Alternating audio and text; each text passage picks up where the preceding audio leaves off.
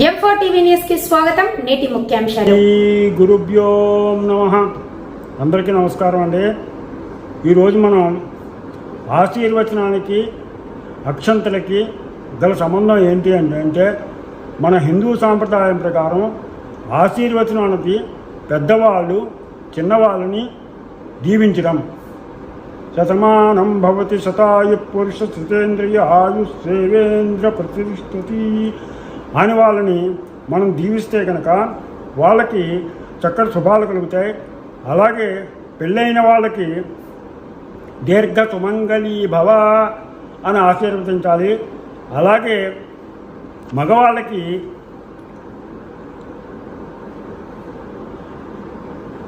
శతాయుష్మాన్ భవ అని ఆశీర్వదించాలి. అలాగే దీర్ఘాయుష్మాన్ భవ అని ఆశీర్వదించాలి. అలాగే చదువుకునే వాళ్ళకి విద్యాభివృద్ధి రస్తు, అలాగే సంతానం కావాల్సినటువంటి వాళ్ళకి సంతాన ప్రాప్తి రస్తు. ఈ ఆశీర్వచనానికి ఎందుకు వచ్చింది అని అంటే తప్పనిసరిగా మనం ప్రతి ఒక్కరు కూడా హిందూ సాంప్రదాయం ప్రకారం మన సంస్కృతి సాంప్రదాయాలను తెలియజేయడం కోసం తప్పనిసరిగా దీన్ని పాటించాలి.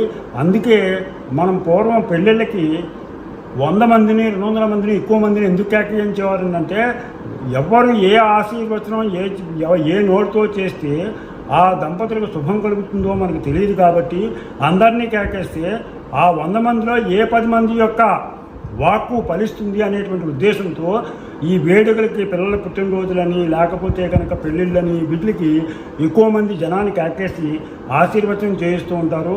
ఇక అక్షంతలు పసుపుతోటే ఎందుకు చెయ్యాలి అంటే అక్షంతలు మనకి బియ్యం చంద్రుడికి కారకం.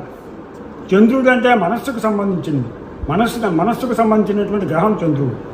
అందుకనే బియ్యంతో పసుపు అంటే గురుడు. ఈ గురుడు మనకు శుభ పరిణామాలను ఇస్తాడు. అందుకని ఏంటంటే ఆ తెల్లని బియ్యంలో ఈ పసుపు కలిపితే చంద్రుడు గురుడు కలిసి అంటే చక్కటి మనస్సుతోటి చక్కటి శుభాలతోటి నువ్వు వర్ధిల్లు అని చెప్పేసి ఆ అక్షంతల్ని చల్లుతూ ఉండాలి. ఆ అక్షంతల్ని చల్లాలి అంటే పెద్దవారు చిన్నపిల్లలకి చల్లాలి. అలాగే గురువులు కానీ తర్వాత సన్యాసులు కానీ లేకపోతే కనుక ఋషీశ్వరులు కానీ ఇలాంటి వాళ్ళకి చిన్నవాళ్ళైనా సరే మనం వాళ్ళకి కాళ్ళకి పాదాలకి దండం పెట్టుకోవచ్చు. పెద్దవాళ్ళు చిన్నపిల్లలకి దండం పెట్టి ఇలా అక్షంతలు నెత్తి మీద వేసుకుంటే వాళ్ళకి ఆశీర్వచనంతో పాటు విద్యాబుద్ధులు, సంతాన ప్రాప్తి, అలాగే సకల శుభాలు కూడా ప్రాప్తిస్తాయి.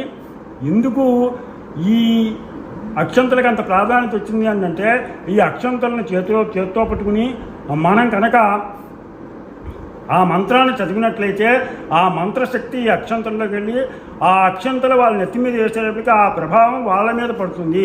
వాళ్ళు సుఖంగా ఉంటారు అనేటువంటి ఉద్దేశంతో ఈ అక్షంతలను వేస్తే ఆశీర్వచనం చేస్తారు.